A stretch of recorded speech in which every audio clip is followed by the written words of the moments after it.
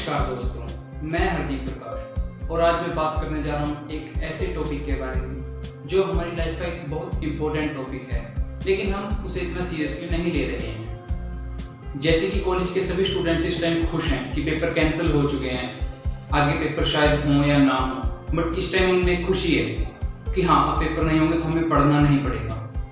फिर भी कहीं ना कहीं हम कॉलेज को मिस जरूर करते हैं। जब लॉकडाउन स्टार्ट हुआ था उसके 1 या 2 महीने बाद हमारे अंदर फीलिंग आई थी काश कॉलेज खुल जाए।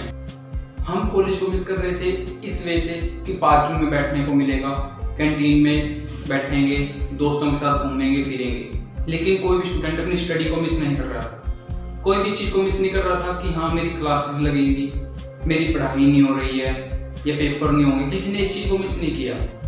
एक और अनदर वे में लेके चलते हैं। आपने ज़्यादातर देखा होगा 95% दुकानदारों के या फिर किसानों के, ज़्यादातर ऐसे जो मतलब बिजी परिवार होते हैं, इनके जो बच्चे होते हैं ये क्या करते हैं, अपनी स्टडी कहाँ तक करते हैं, 10th ये ज़्यादा +2 तक। +2 के बाद जो स्टडी करेंगे सिर्फ डिग्री के लिए। मेन काम वो क्या करते हैं, अपने पापा का बिजनेस संभालते हैं, ज़्यादातर खेती बाड़ी में लग जाते हैं। ऐसा क्यों होता है? प्रॉब्लम समझ में आ रही है? वो सब इसलिए करते हैं क्योंकि वहाँ उन्हें प्रैक्टिकल नॉलेज मिलती है और स्कूल कॉलेजेस में उन्हें सिर्फ थ्योरेटिकल पढ़ाया जा रहा है, उन्हें कोई लाइफ से रिलेटेड सिचुएशंस दी ही नहीं जा रही।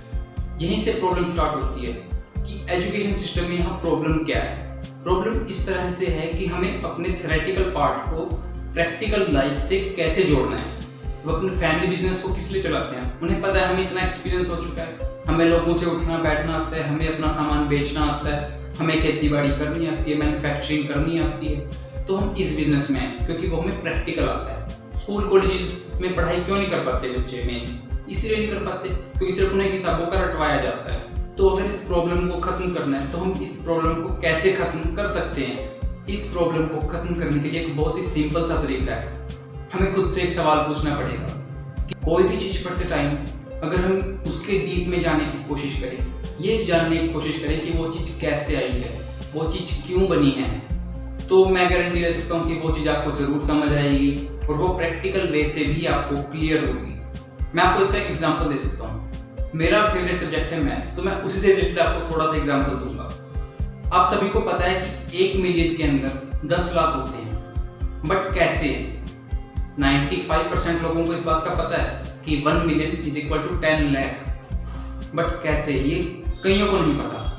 कईयों को पता है, जिनको पता है वेल एंड गुड, जिनको नहीं पता मैं उनको बताता हूँ कैसे होगा ये।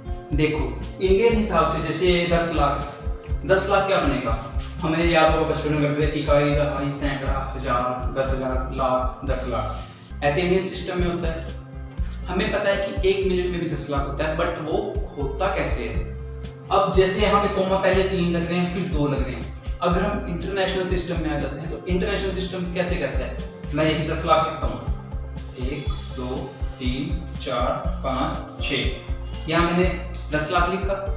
अब इसे 1 मिलियन बनाने के लिए क्या करते हैं? यहाँ पे पहले 3 फिर 2 कोमास थे। इंटरनेशनल सिस्टम में 3 कोमास लगते हैं। इसके बाद आप चाहे कितनी भी गिनती लिखो, 3 के बाद कोमास लगते रहेंगे।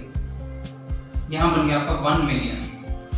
आपने ये भी चीज देखी होगी कि आपके पास कई बार होता है 528 के का मतलब आप सभी को पता है 1000 है, बट ये 528 इंडिया में तो ऐसा कोई सिस्टम नहीं है। इंडिया में तो 25,000, 30,000, 99,000 हो सकता है, उसके बाद तो लाख स्टार्ट होता है। इसमें 528 का कैसे होता है? 528,000। ये होता है हमारा इंटरनेशनल सिस्टम के हिसाब से। इंटरनेशनल सिस्टम के हिसाब से 1 मिलियन = 10 लाख। अब आपको शायद बात थोड़ी समझ में आ गई होगी कि हम कैसे किसी चीज को प्रैक्टिकल वे से लेके जा सकते हैं। जैसे मैंने इसमें एग्जांपल में बताया कि 1 मिलियन = 10 लाख सबको पता है, बट वो कैसे?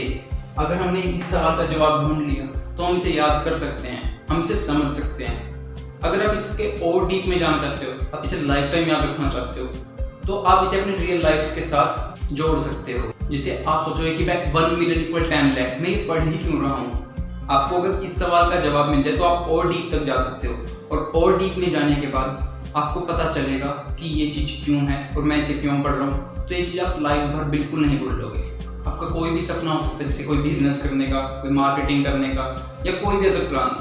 और खाली इंडिया में नहीं, क्या पता फ्यूचर में आप ग्लोबली बिजनेस को फैला सको, तो जब आपके कस्टमर्स ग्लोबली होंगे, आपको पता होगा कि आपके जैसे यूट्यूब है, फेसबुक है, इंस्टाग्राम है, ये तीनों एप्लीकेशंस पे मिलियन या के में व्यूज आते हैं। क्यों आते हैं? कि इंटरनेशनल ऐप्स हैं, खाली इंडिया के ऐप्स नहीं हैं ये। तो आप इसे रिलेट कर सकते हो कि जब आपके फ्यूचर में कस्टमर्स होंगे तो आपके कितने कस्टमर्स होंगे, थाउजेंड्स में, मिलियंस में, बिलियंस में या और फर्दर आगे। सो बेसिकली पहले आपको प्रॉब्लम समझनी पड़ेगी, प्रॉब्लम कहाँ है। आप बस सिर्फ चीज़ों को रट रहे हो, याद कर रहे हो, याद करने से वो आपको 1 साल हद 2 साल याद रहेगी, तो उसके बाद आप भूल जाओगे। तो उस प्रॉब्लम को समझो ना कि प्रॉब्लम क्या है। प्रॉब्लम आप सिर्फ थ्योरी पढ़ रहे हो, आप उसे प्रैक्टिकल वे में लेके ही नहीं आ रहे। आप समझ ही नहीं रहे कि वो चीज़ क्यों आई है, वो चीज़ कहाँ से आई है, कैसे आई है, और आप उसे ही क्यों पढ़ रहे हो। अगर आप और डीप में जाते हो, आप समझ पाओगे आप उसे क्यों पढ़ रहे हो। आपने किसी और चीज़ को क्यों नहीं पढ़ा, वो चीज़ आपकी लाइफ से कैसे रिलेट कर सकती है। जब इन सभी क्वेश्चंस के आंसर मिल जाएंगे तो मैं गारंटी ले सकता हूँ कि आप पढ़ा हुआ कभी भी नहीं भूलोगे। बुक्स आजकल सभी स्टूडेंट्स ने अपने घर में कमरे में रख दी हैं कि अब पेपर तो होने नहीं, पढ़ना क्यों है। तो एक बात जरूर याद रखना कि पेपर के लिए नहीं पढ़ रहे हैं हम, अपने लिए पढ़ रहे हैं, हम नॉलेज के लिए पढ़ रहे हैं। नॉलेज एजुकेशन का जो हिस्सा है वो हमें अपने प्रैक्टिकल लाइफ में लेके आना है। सो अगर तो आप नॉलेज के लिए पढ़ रहे हो तो पढ़ते रहो, बट अगर आपको ये सिर्फ आपने पेपर पास करने हैं, बात खत्म हुई, तो बुक्स रख दी फिर भी कोई प्रॉब्लम नहीं आ सकती। सभी को पता है सीखने की कोई उम्र नहीं होती, हर टाइम हम सीखते रहते हैं। अगर आपको लगा हो कि आपने आज अपना टाइम देके कुछ ना कुछ नया सीखा है तो इसे अपनी लाइफ में जरूर इम्प्लीमेंट करना, क्योंकि तकिए के नीचे किताब रखने से किताब सारी माइंड में नहीं छप जाती।